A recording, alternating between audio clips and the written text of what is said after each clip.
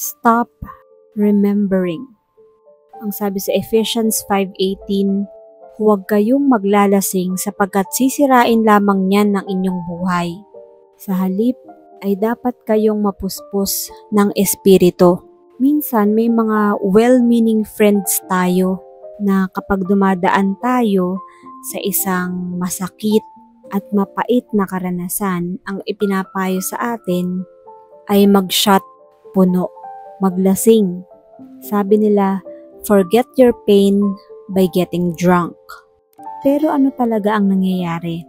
Kapag natapos na tayong magpakalasing, kapag wala na yung hangover at nakainom na tayo ng kape, bumabalik ulit yung pain.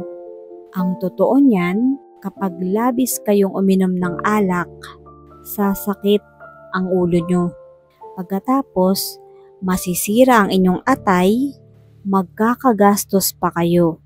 Pero pag nahimasmasan na kayo at wala na yung lasing nyo, nandoon pa rin ang problema. Madalas nga, nadadagdagan pa. Dahil minsan yung mga nag-iinuman, nagkakasakitan pa paglasing na. Dumadami lalo ang problema. So kung gusto nating malasing para lumimot, pwede rin naman yun. But get drunk with the Holy Spirit instead. Hindi sa alak. Talinghaga lang yun kasi hindi naman nakakalasing ang Espiritu ng Diyos. Pero binibigyan tayo ng pakiramdam na punong-puno. Nabibless tayo. Nag-uumapaw yung blessing sa puso natin. At dahil tayo ay puspos ng Espiritu, nalilimot natin ang mga bagay na tapos na.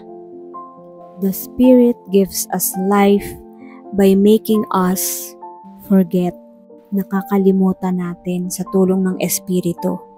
Kung pinahihirapan tayo ng sobrang guilt dahil sa mga maling nagawa natin, pero pinagsisihan na natin, inihingi na ng tawad sa Diyos at sa taong nagawa natin ng mali, pati yun limutin na natin.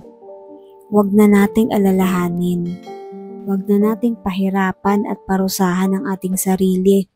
Stop remembering and stop being sad. Patawarin ang sarili at patawarin ang kapwa.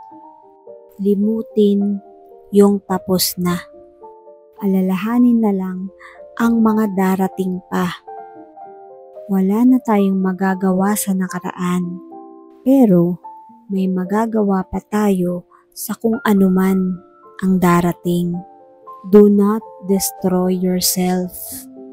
Bumangon, mangarap ulit, kumapit sa Panginoon. God bless us all.